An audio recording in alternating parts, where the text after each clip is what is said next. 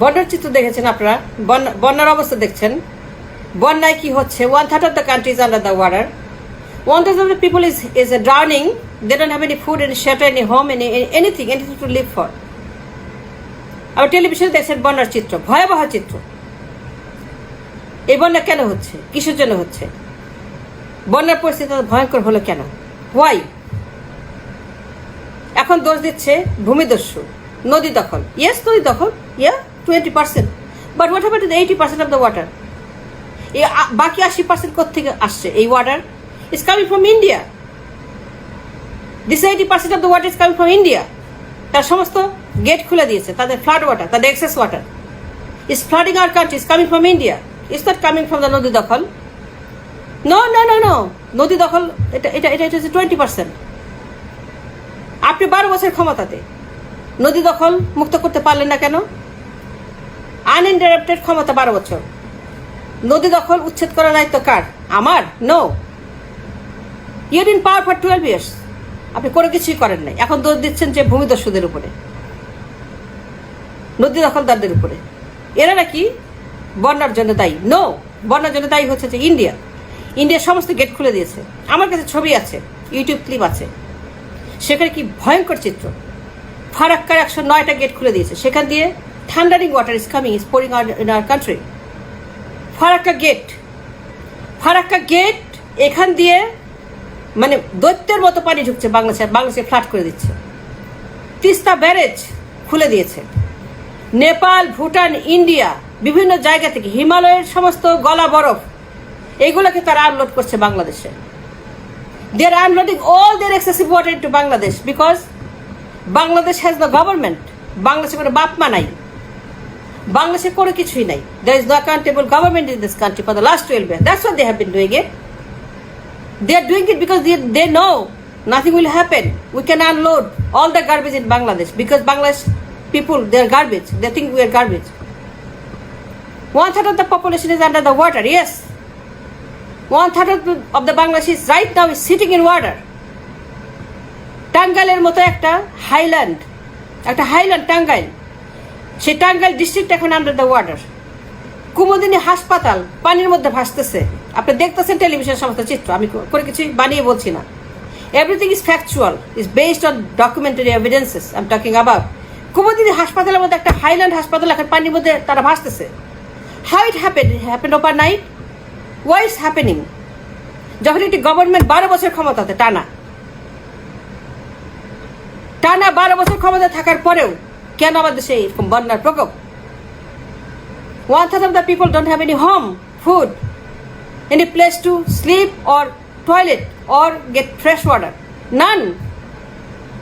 একজন মহিলা গলা পানিতে ভিজে, কোলে একটা বাচ্চা, মাথার উপরে 2টা বাচ্চা, একটা হাড়ির মধ্যে বসে সে বন্যার পানিতে হেঁটে হেঁটে যাচ্ছে মাইলকে mile in search of fresh water. There is no fresh water. There is no fruit. There is nothing. People are dying like right and left. বাচ্চারা মরে যাচ্ছে, সাপে কাটছে, বন্যার পানিতে মরছে, দেখার কেউ নাই। 1/3 of the people they have been abandoned. এদের ত্রাণ নাই, শোয়ার জায়গা নেই, খাওয়ার জায়গা নেই, খাওয়ার কোনো কিছু নেই, টয়লেট করার জায়গা নেই, সবচেয়ে বড় ফ্রেশ ওয়াটার নাই। কি খেয়ে বাচ্চারা বেঁচে থাকবে? পানি না থাকলে পরে বন্যার পানি খাবে? বন্যার পানি কি খাওয়া যায়? বন্যার পানি দূষিত। একটি মিডনাইট সরকারের কাজটা কি? কি কাজ মিডনাইট সরকারের? বসে বসে উপদেশ দেওয়া, পাশে আছি, এটার নাম পাশে থাকা? দিসকল পাশে থাকা? ইয়ার কি ফাজলামের একটা সীমা আছে, এটাকে বলে পাশে থাকা?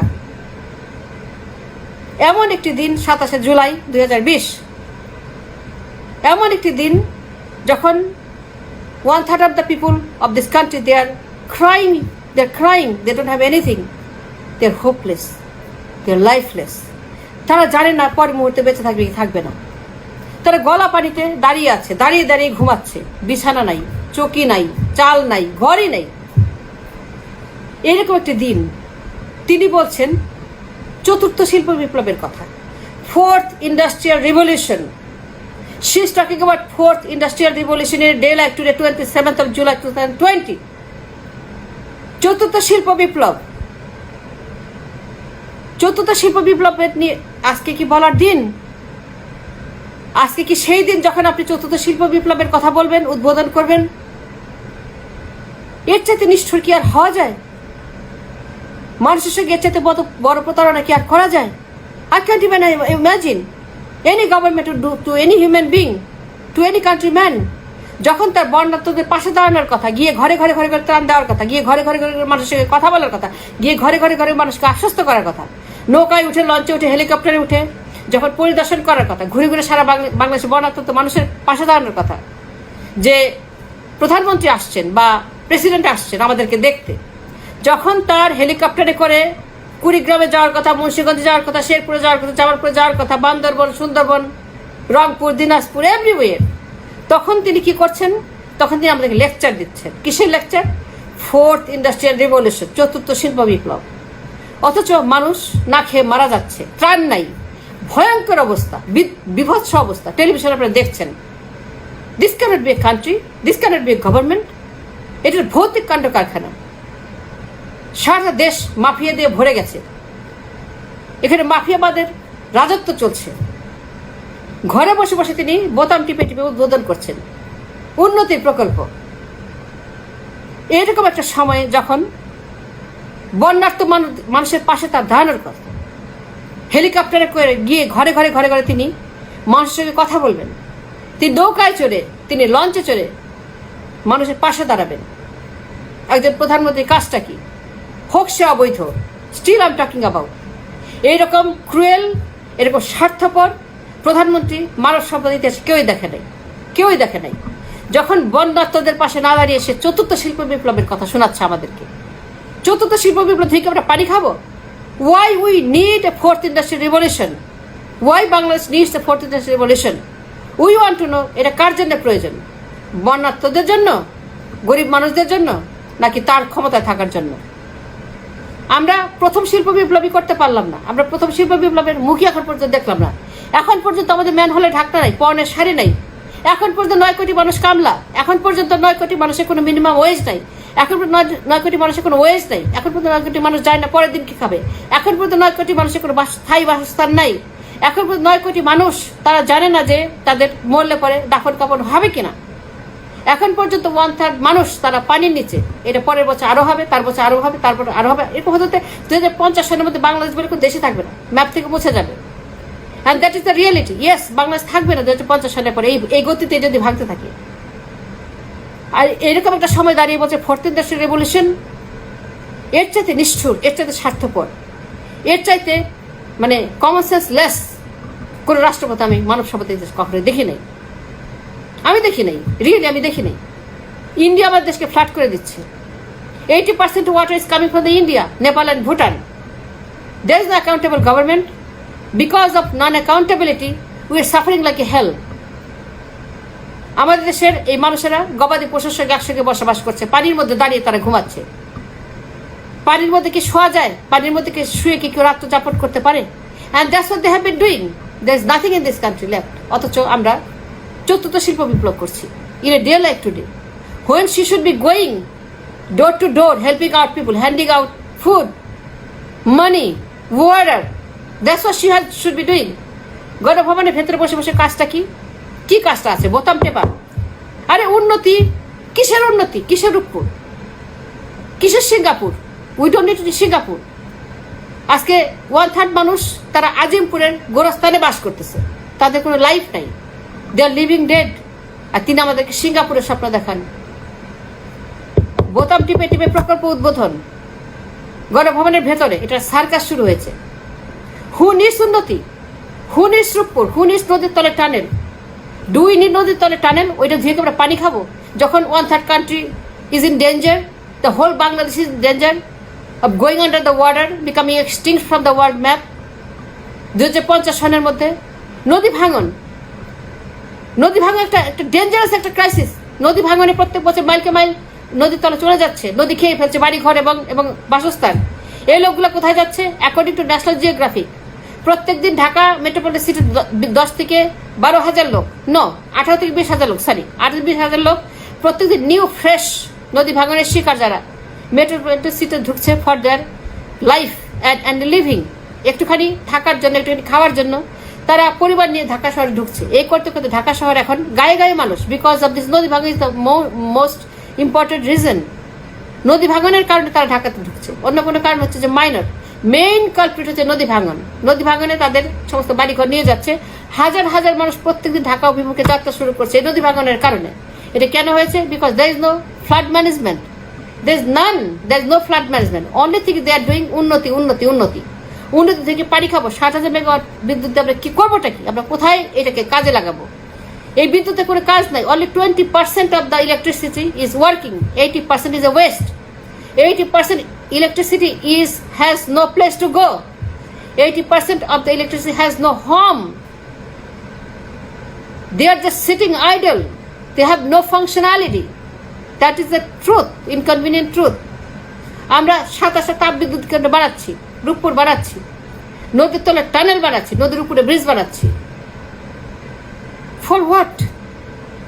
যখন আমরা 1/3 মানুষকে এই বন্যার হাত থেকে রক্ষা করতে পারছি না, তখন আমাদের মেইন অ্যাটেনশন হবে to put the flood gate.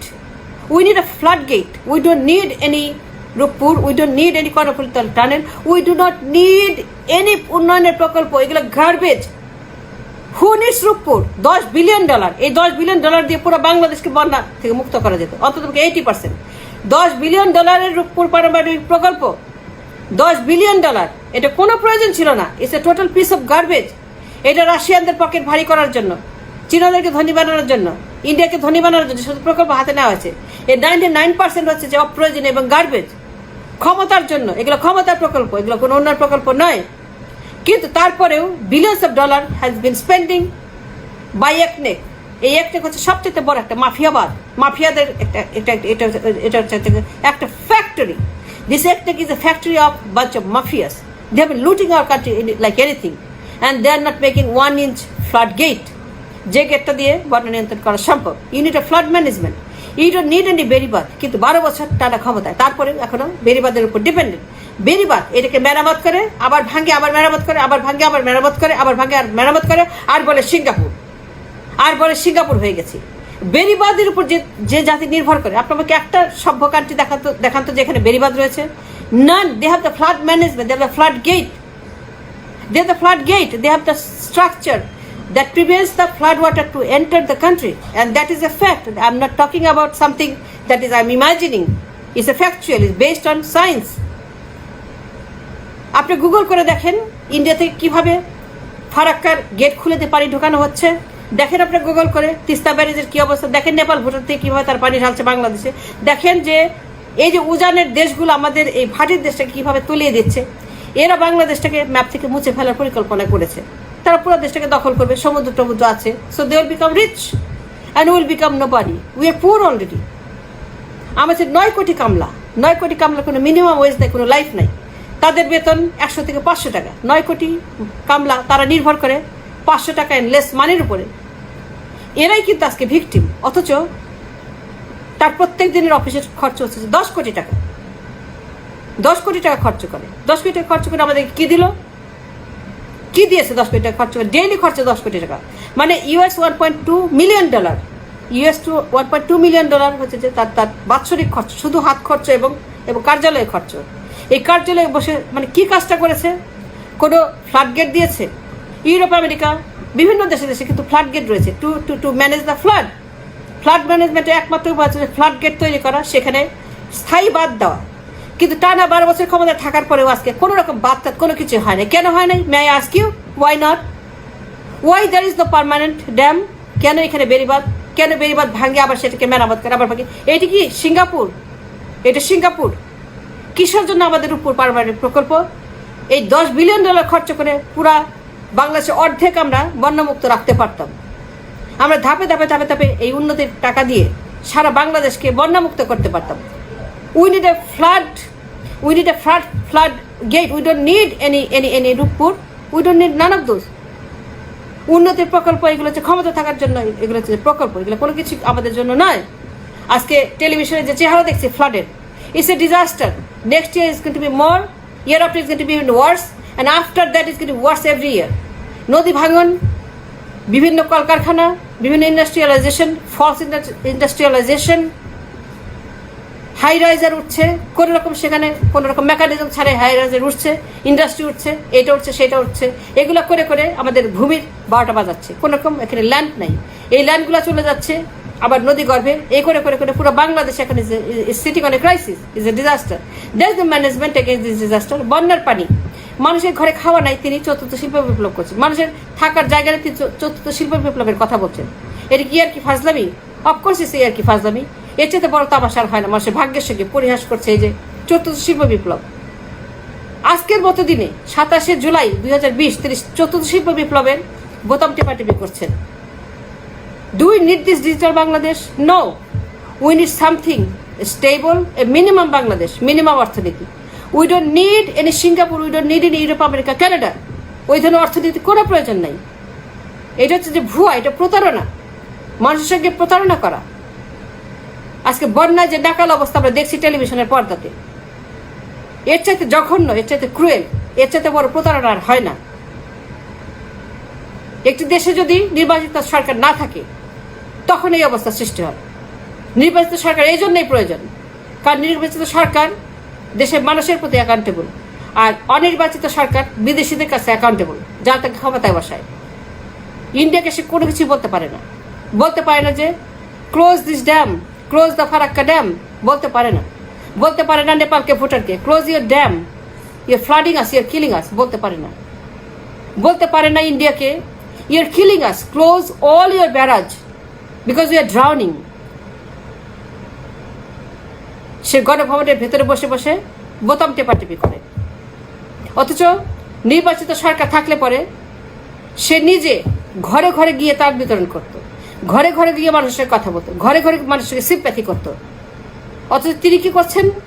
তিনি একজন ইন্ডাস্ট্রিয়াল ম্যানেজারের মতো গণভবনের ভেতরে বসে ইন্ডাস্ট্রি ম্যানেজমেন্ট করছেন, চতুর্থ শিল্প বিপ্লব করছেন। তিনি আমাদের দেশকে সিঙ্গাপুর বানাচ্ছেন, আমেরিকার চাইতে ধনী দেশ বানাচ্ছেন। তিনি একটা ইন্ডাস্ট্রি ম্যানেজার, জনগণের সঙ্গে তার কোনো কানেকশন নেই, একদম totally zero. Nobody nose her, she does not anybody. It's all about ভুয়া, সমস্ত ভুয়া মানুষকে সান্ত্বনা দেওয়া যে পাশে থাকবো, পাশে আছি। এটি কি পাশে থাকা? এটি কি পাশে থাকা? যখন গণভবনের ভেতরে বসে চতুর্থ শিল্প বিপ্লবের কথা বলা হচ্ছে, আর 1/3 of the country and her people is drowning under water. They have no fresh water, they have no water. They are drinking flood water, poisonous water. They are eating poison, drinking poison, sleeping poison. They are living with their গবাদি পশু, ঘরের মধ্যে তারা animal নিয়ে বাস করছে। এটা কোনো জীবন? আর মহারানী, মহারাজা, Prince, princess, এ সমস্ত মানে কি আমাদের দেশের রাজতান্ত্রিক পরিবার যেটা, তারা এখানে আমেরিকা, ইউরোপের চাইতে বড় রাজতান্ত্রিক একটি পরিবেশে তারা এখানে বাস করছে। কিন্তু 1/3 of the people, they have no life, they have no food, they don't know if they're going to eat next meal or not. এবং কোনো মিলও নাই, তাদের কাছে দিনের খাবার দিনে পৌঁছাচ্ছে না। And you are talking about 4th Industrial Revolution? After 12 years, this is the picture of the country. After 12 years of your reign, a country should look like this. After 12 years uninterrupted power, you have made this country into this kind of country. This is the picture that we see in the television. This is what a country should look like after 12 years of continuous uninterrupted power, and billions of dollars spent. Where that money went? Where that money went? What did you do with that money? Which Swiss bank? Where it went? কোন বেগমপাড়া, কোন মালয়েশিয়ার second home, কোন বিলিয়নেরা টাকা লুটপাট করছে? গণভবনের ভেতরে বসে দিনে 10 কোটি টাকা হাত খরচ, অফিস খরচ। অথচ কোনো অফিস নাই, কোনো অফিস নাই। সমস্ত অফিস হচ্ছে যে তালা। ঘরের ভিতরে বসে বসে সে কি করে কেউ জানে না। আমাদের একজন গার্মেন্টস কর্মী, তার বেতন কত? প্রফেশনাল মেকার বেতন কত? একজন কামলার বেতন কত? I said that already. Most of them have a minimum wage of 100-400 crore টাকা। এই টাকা দিয়ে কি হয়? 400-500 টাকা দিয়ে কি হয়? যখন তার দিনের খরচ 3000 টাকা, আর গণভবনের খরচ হচ্ছে 10 কোটি টাকা দিনে। এই টাকা দিয়ে আমরা মানে একটু একটু করে বাঁধ তৈরি করতে পারতাম। আমরা রূপপুরের টাকা দিয়ে বাংলাদেশের অর্ধেক বন্যামুক্ত করতে পারতাম। আমরা বিভিন্ন প্রকল্পের টাকা দিয়ে এতদিনে ফ্লাড ম্যানেজমেন্ট করে ফেলতাম। কোন উন্নতি প্রকল্প না, কোন উন্নতি প্রকল্প আমাদের প্রয়োজন নেই। আমাদের প্রয়োজন হচ্ছে flood management. That's what we should have been done. and tell India, do not spill one more drop of water in my country, in my land, or I will sue you, I will wage a case against you in the international court. কিন্তু এটা বলতে পারবে না, কারণ এই midnight সরকারের কোন রকম গ্রহণযোগ্যতা নেই, কোনো অ্যাকাউন্টেবিলিটি নাই। এই মিডনাইট সরকারের বিরুদ্ধে আদালতে রায় রয়েছে। এই মিডনাইট সরকার একটা কাজই করতে পারে এখন, এই বাংলাদেশকে অভিশাপ মুক্ত করার জন্য একটা কাজ করতে পারে, leave the power, leave the power. আদালতে রায় রয়েছে, আদালত বলেছে টু লিভ দ্য পাওয়ার, আদালত বলেছে leave the power and let people hold a free and fair election. আদালত বলেছে you are an illegal government, leave the power, কিন্তু কথা শুনে নাই। জোর জবরদস্তি 12 বছর ধরে টানা ক্ষমতায় বসে আছে, আর 12 বছর পরে 1/3 of the country is under the water and coming more and more and more.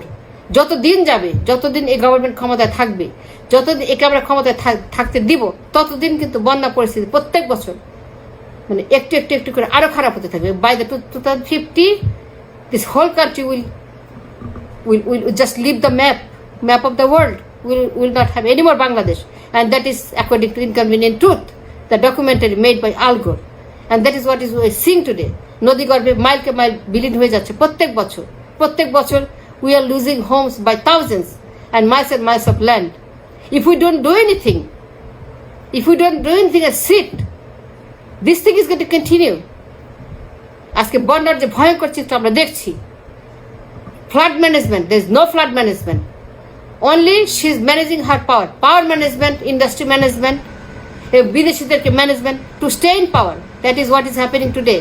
There is no accountability, there is no sympathy, there is no reason for her to stay in power any longer, to continue.